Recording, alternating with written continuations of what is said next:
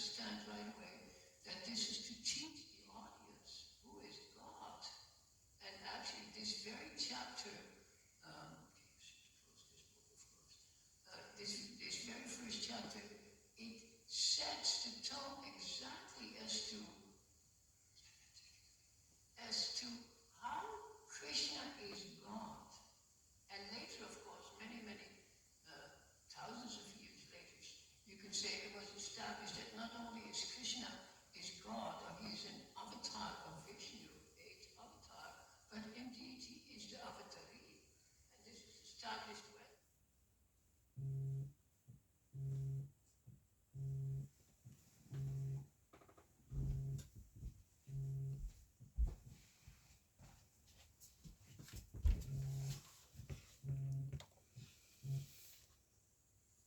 Only 500 years ago. Only 500 years ago was the evidence taken from the Srimad Bhagavatam itself that Krishna is the avatari himself, not an avatar. So you can see that in time, these progressions are there. It's very, very interesting. So at this time, when the Srimad Bhagavatam was written, it was made apparent that the audience who was reading this narrative know who is Krishna. And yesterday, Mother Vrinda was reading so much, you can say Samkhya philosophy as to how Krishna is identified with various elements, how he's identified with nature. Shirudaksha Vishnu, I remember you reading that. Shirudaksha Vishnu is apparent in every item, and that's Krishna himself. So it gives us the evidence that Krishna is God in every way, and there's no superior God. So, somebody funny. Otherwise, I won't take the test. So today it was originally Vasudeva who was speaking, and he is saying how Krishna has taken birth as their son, and it is established later by Vishnu himself that he says this is the third time. This is the third time that you are taking birth as my son. So, very interesting. The previous time, do you remember what, is there a version?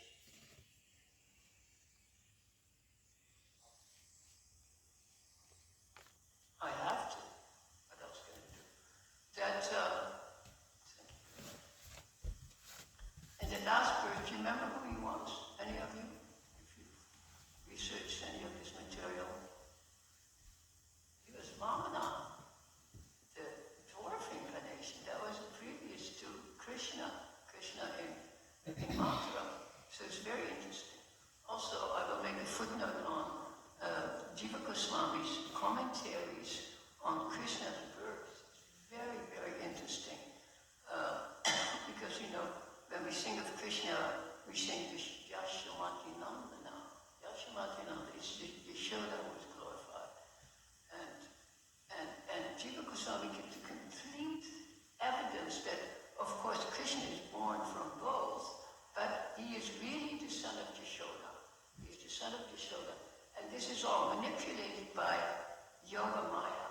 So when you read in Jiva Goswami's account, both his Satsandharma and the Gopala Champa is so complex that unless you make notes and you go over it and you maybe discuss it with others, it's very difficult to understand. So there's no idea whatsoever, of course, in the Srimad Bhagavatam, but it is very interesting how Krishna is, his home is Brajadama, not Mathura. Because what is the difference between Mathura, let's say, and Brajadama? What is the difference in the mood?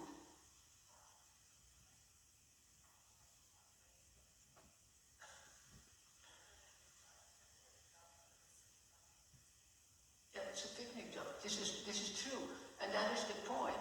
The picnic is casual, but the job is formal. So his position in Mathura is formal, and it demands awe and reverence. So his parents are in awe and reverence. His other parents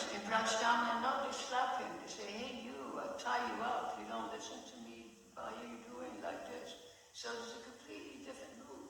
And our mood is, of course, it's Braj Brahman, but we have a footnote. And the footnote, you can see by the deity here, Krishna is not wearing a dirty dhoti. He's not coming home from the... It says when he comes home from the field, instead of looking black, what color does he look like? He looks white because he's covered by dust. So in Braj Brahman, things are... you are an angel. Thank you so much. In Braj Brahman, everything has been changed. So, and that is our mood. Although Prabhupada gave us the idea that we should worship Krishna in all reverence. Why? Otherwise we would have taken things cheaply. So the formality of understanding who is God actually becomes with a formality. So in one of the purports that you might come to a little bit later, Prabhupada says, very beautifully, he says, for us to understand all these complications, he says, we have to go to Mahaprabhu. The Mahaprabhu only gives the Maha Mantra, and the Maha Mantra is only 3 names. And those 3 names are sufficient for us to enter into Braj Brahman Lord. That's sufficient. Because to understand all these philosophies is very difficult. Like Krishna says in Bhagavad Gita 7:17, he says, my favorite devotee, my best devotee is the Jnani Bhakta. The Jnani Bhakta is somebody who has knowledge and devotion.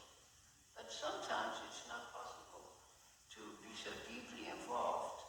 And Mahaprabhu accepts everyone, not just the Jnani Bhakta. So let's look at verse 21. The birth of Lord Krishna. Tamasha Lokasha Vibhori Rakshi Shur Grihe Vatirno Simama Kileshavara Rajanya Samgyana Koti Lutape Nivyu Kyamana Nihanishashe Chamu. You can repeat it if you like. Tom Asha Lokasha Vibhu Rakshishur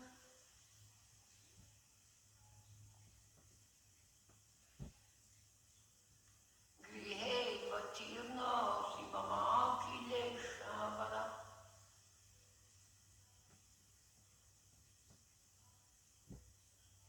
Rajanya Samgyasura Koti Utabe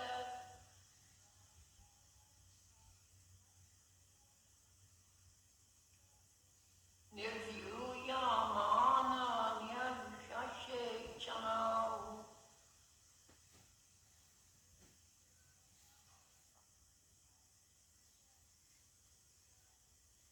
Tamasha Lokasha Vibhuri Rikshishur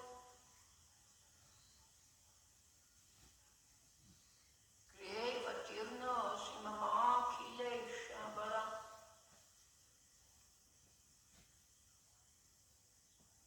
Rajanya Samgyasura Koti Utape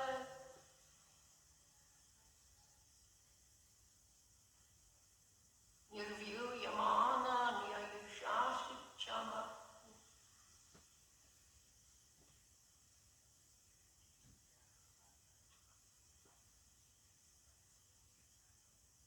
Anybody would like to repeat it?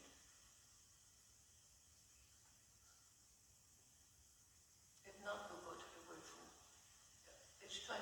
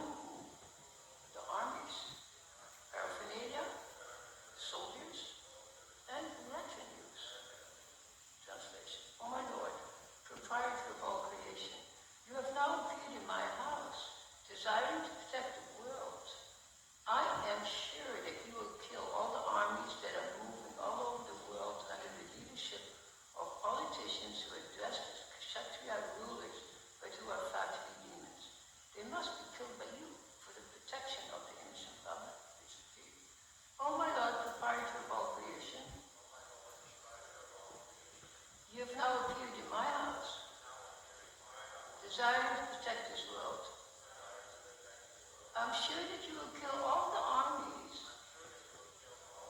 that are moving all over the world under the leadership of politicians who are dressed as Kshatriya rulers, but who are factory demons. They must be killed by you for the protection of the innocent public. And then we'll read the purport. And as you may understand, this mood is not Rajdaman mood. So here you have a complete black and white opposition between Krishna born from Mother Yashoda and Devi. This is very stark purport. Krishna appears in this world for two purposes. Paritranaya sadhunam vinashaya cha duskritam. To protect the innocent religious devotees of the Lord and to annihilate all the uneducated, uncultured asuras who unnecessarily bark like dogs and fight amongst themselves for political power. It is said, Kali Kali Nama Rupa Krishna Avatar. The Hare Krishna movement is also an incarnation of Krishna in the form of the holy names, Nama Rupa. Every one of us who is actually afraid of the asuric rulers, the politicians, must welcome the incarnation of Krishna. Hare Krishna, Krishna Krishna, Hare Hare, Hare Rama, Rama Rama, Hare Hare. Then we will surely be protected from the harassment of asuric rulers. At the present moment, these rulers are so powerful that by hook or by crook, they capture the highest post in government and arouse countless numbers of people on the plea of national security or some emergency. Then again, one asura defeats another asura, but the public continues to suffer. Therefore, the entire world is in a precarious condition, and the only hope is this Hare Krishna movement. Lord Nishingadeva appeared when Prahlad was excessively harassed by his asuric father. Because of such asuric fathers, that is, the ruling politicians, it is very difficult to press forward the Hare Krishna movement. But because Krishna has now appeared in his holy name, through this movement we can hope that these asuric fathers will be annihilated and the kingdom of God established all over the world. The entire world is now full of many asuras in the guise of politicians, gurus, sadhus, yogis, and incarnations. And they are misleading the general public away from Krishna consciousness, which can offer true benefit to human society. Once again, to read the verse, Tvamasta Lukasya Vibhudir Kshutat Kriye Vitirna Samama Kileshara Yajanya Samyasura Koti Yutake Nirvyuha Yamna Niha Nishyase Chamuhu. O my Lord, proprietor of all creation, you have now appeared in my house desiring to protect this world. I'm sure that you will kill all the armies that are moving all over the world under the leadership of politicians who exist as Kshatriya rulers, but who are factory demons. They must be killed by you for the protection of the innocent.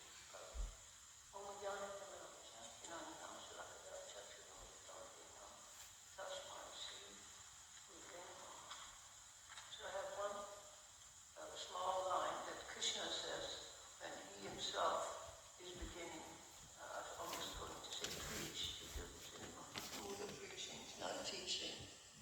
It's not teaching to say, it's preaching like, hey, do this, understand this. When Krishna himself speaks in his forearm form, he says, Satyam me vyatnam. Satyam meaning what?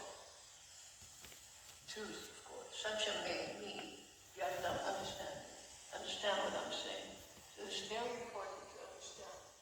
Like Krishna said, hey, understand what I am saying. And you have to remember the beautiful thing is that after Krishna is finishing his speech, what does he do?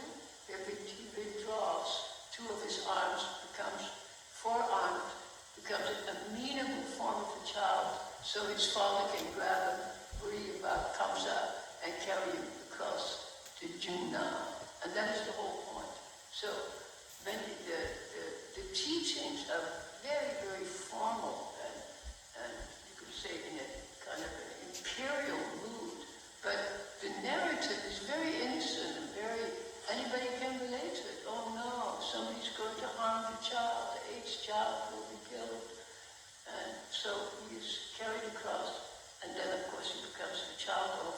Mother Yashoda and her husband for how many years?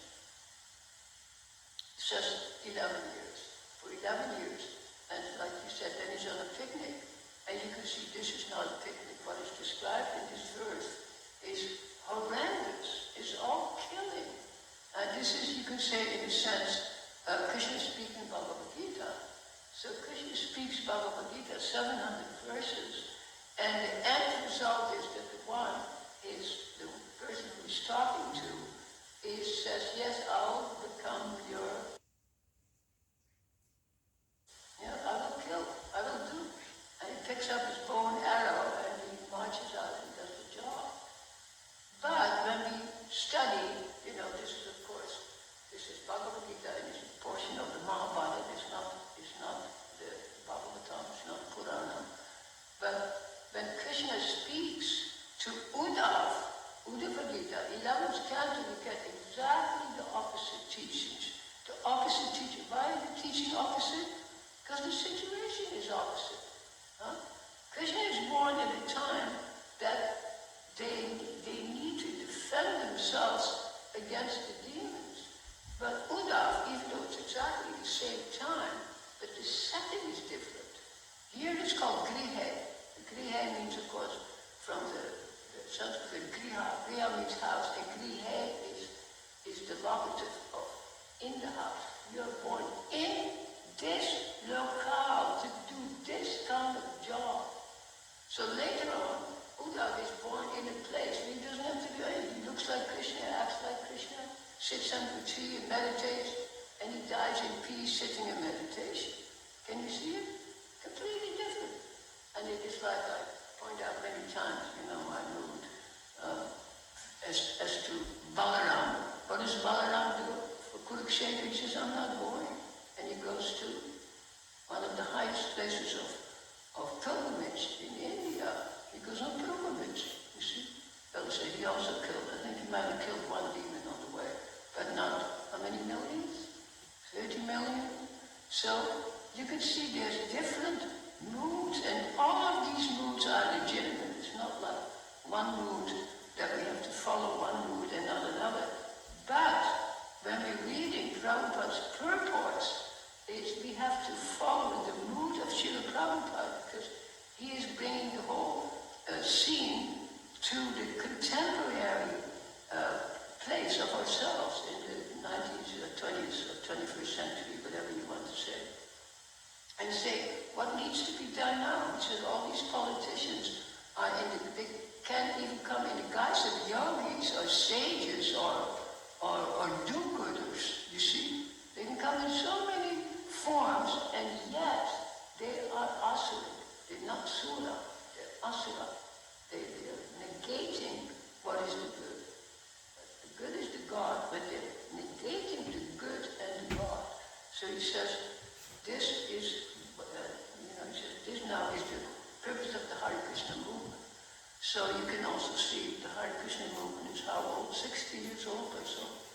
More than that. When Prabhupada first came. So we can see what effect have we had on the world. Of course, that's a completely different topic. I'm not going to discuss the effect. But on the whole, you can say that the Hare Krishna Maha Mantra has done wonders. And this is what Prabhupada is saying. He says, to understand all of this is so complex. You have to be like a philosopher. You have to analyze. You have to use your logic. And then you have to apply all of this. Say, how does this make sense? But if you are of a simple mind, or prefer to be of a simple mind, you simply chant the Hare Krishna Maha Mantra. And I would say that is why most of us joined, is of the simplicity of the message. The message is so simple. So, just is your arm, I can't tell if your arm is up or not. Oh, it's only your elbow. Okay, that's good, because the light is in my eye. So, this is very, very conducive for us to understand the different posts. Krishna came, on one hand, to comfort his devotees, and on the other hand, to destroy the demons. So in the Bhagavad Gita, he comes to destroy the demons. He might give comforts to us, of course, but the attack is on the opposite. Whereas in the teaching of Bhagavad Gita, there's no one to attack. There's no one challenging that you cannot become self-realized. You just sit down in the tree and you become. Yesterday, or the day before, we were in our Thursday night session, we were looking at that verse, Mamastu Vrindavan Eva, or song. Well, that is the last line, that's the refrain. But the song is Vrindavan Ashtakam. So what does Ashtakam mean? 8. So the 8 verses of Vrindavan. And it's so beautifully described, the Dharma. One of the final verses, it says, I mentioned this before too, of course, maybe my last talk. It says, I want to be in that place where the deer and his cousin are beautifully roaming around, where the bees are buzzing, where the river is flowing, where the grass is growing.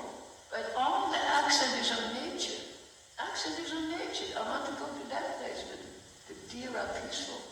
So it's so beautiful. It's very different from here. The setting, of course, here is Mathura. Mathura means it's a very controversial place, very significant place. So we have to subscribe, of course, to both moods, the mood of our reverence versus Mathura, and the mood of, you can say, intimacy, which is Vrindavan. So, of course, generally one mood is towards Vrindavan, otherwise, generally we would not have joined this movement, what does Prabhupada call it? The kitchen religion. This is the kitchen religion. So, what does kitchen religion mean? Yeah, picnic. I mean, have a picnic. Vambojan, take. The food is there, and especially lately in our temple, astoundingly so. Every night there's a huge meal available for 100 people as a full prasadam meal. It's astonishing. You never had this before. In the last 3-4 months, this is all ground, and also at night. Sometimes we have over 100 people. Before also, no 100 people are coming. Now, of course, we would also like to bring 100 people for breakfast. But at least today, there's a few of us. Sometimes there's nobody.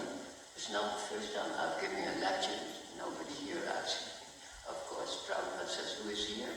All the devas and demigods are sitting there. So, yes, of course. Apnadost. So, no harm, only charm.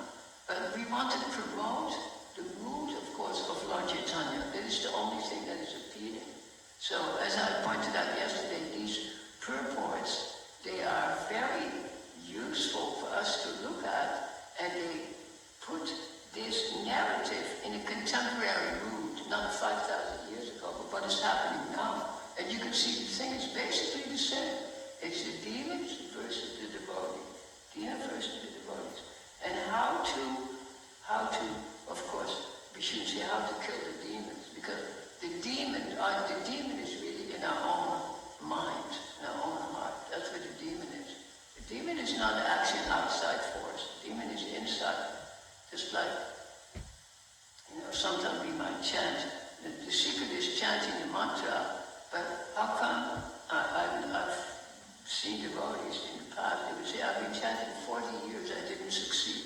I didn't enter into Golokvada. You see?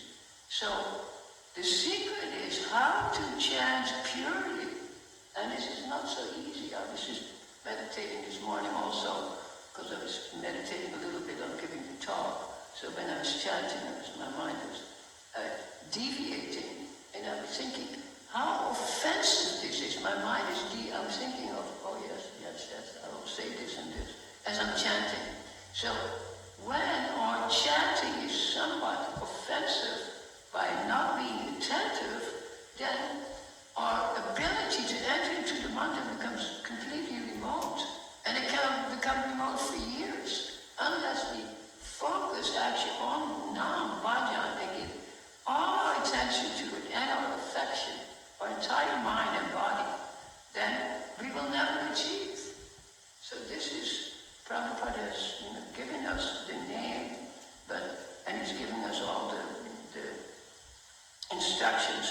how to listen to the name and how, Shab Nam Kirtanam Vishnu. He's given all the instructions are there, but unless we apply it, we will not be successful. And that's something we might analyze our own malaise, is because our chanting is not very up to any standard. It's not for others to judge, it's for myself. If I chant, I say 2 hours and I'm not elated afterwards, I can understand maybe I didn't focus properly. Because the mercy is real. It says, Krishna is more eager to communicate with you than you are to communicate with Krishna. And this is so true. Krishna is waiting. He's holding his breath, waiting for us. So if you can think like this, that person, that you can think of him as a child or a teenager or whatever mood you want to think of him. Most of them like to think of him in the mood of Vrindavan. And it's so beautiful. Our philosophy gives us 5 modalities by which we can enter into a generic, into relationship with Krishna.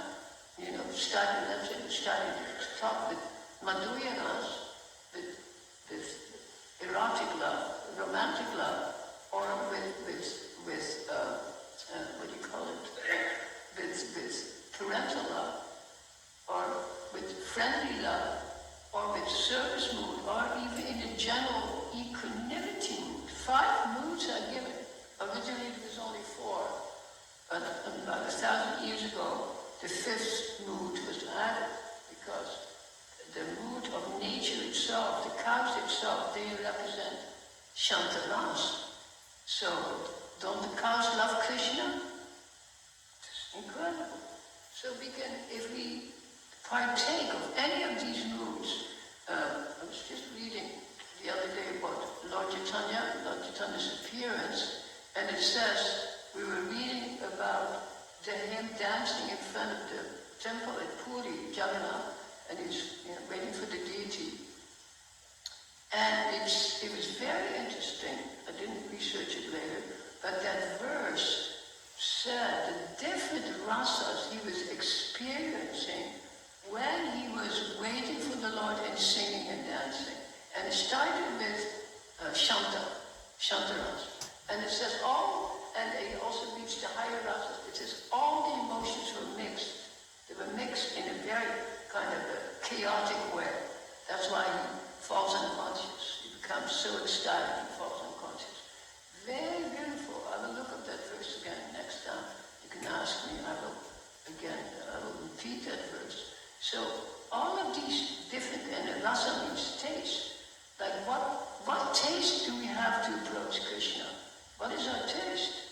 And taste, rasa means really emotion. What is the emotion? And we talked about it many times. The emotions are, there's so many emotions, 12 or 13 emotions, and some are positive and some are negative, or they appear negative, and you're distressed or you're angry. You would say, what is the mood of anger in rasa bhav? But anger has to be there, just like in this particular verse. We talk about the mood of anger to kill the demons. You see, everything is there. So all of this can be used in the service of Krishna. All of it is apropos for our relationship with Krishna. So I originally wanted to read a few more verses, but we can also have a discussion if anybody wants to ask some questions. Because this topic is very deep and complex. The different prayers are very complex. I was saying yesterday, we could talk about it for months and analyze it. Like, who is God? If you ask any casual person in the temple, say, who is God? They might not be able to hold forth in 5 or 6 paragraphs. You see, it's not so easy to understand. Like today I was reading that Krishna is always in his same form. So this is the sentence in English. Krishna always has only one form, but he appears in different forms. Do you understand what I'm saying? So even to read one sentence like that, you have to be acutely aware, is Krishna dual? Is he monistic? Is it dual? And this is why our philosophy is so beautiful, because it is Veda Aveda. Aveda means not broken, and Veda means broken or divided. So we have both the whole and the parts, plural. We have the whole and the parts, and they are in perfect harmony. Perfect harmony. The other day I made a little painting of the yin-yang symbol, the chi symbol. It's perfect harmony. In the part of the black, there's a white spot. In the part of the white, there's a black spot. So everything is harmonized. So we have to personally harmonize our mood towards Krishna and try and understand who he is, both intellectually with your mind as much as possible, but more with your heart and mind, with your heart and soul. Understand who's Krishna. Even you remember that person in Mahaprabhu's time, he was reading the scripture, and he was reading, and tears were in his eyes, and you remember what he was reading. He was illiterate. He couldn't even read. So the book was upside down, but he was crying. Obviously he's not reading per se. So we don't need to read per se, but we need to taste. And this is swab. We need to have a taste for Nam Bhajan. We have to have a taste for these what do you call it, narratives. We have a taste for how the deity appears to us, whether it is in a formal form, a bit more formal here. Sometimes in Vrindavan it's less formal. You go to some of the small temples and Krishna is just wearing a tiny little dress and he looks very comfortable. Here he doesn't look comfortable.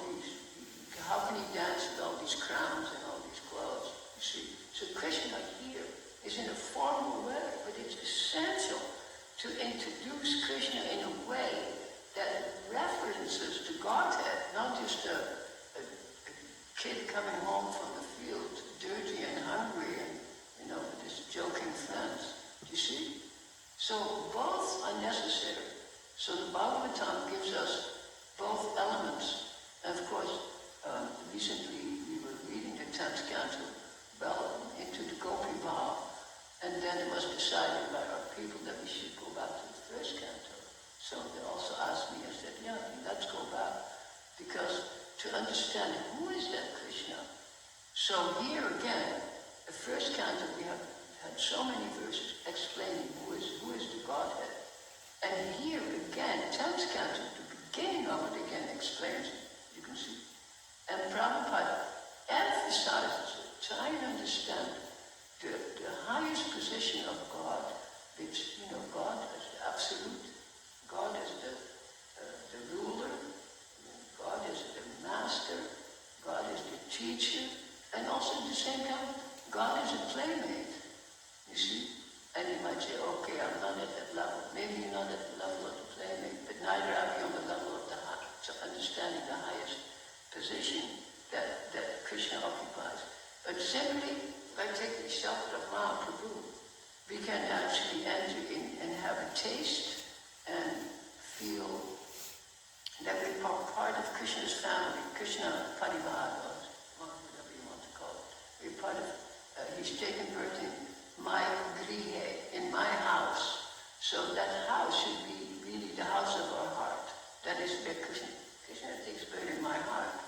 So to the as Paramatma, he sits there, and to the degree that I recognize that, to that degree Krishna will reveal himself as Krishna, Bhagavan with pastimes. Brahman has no pastime, only bliss. That's why actual devotees don't want just Brahman.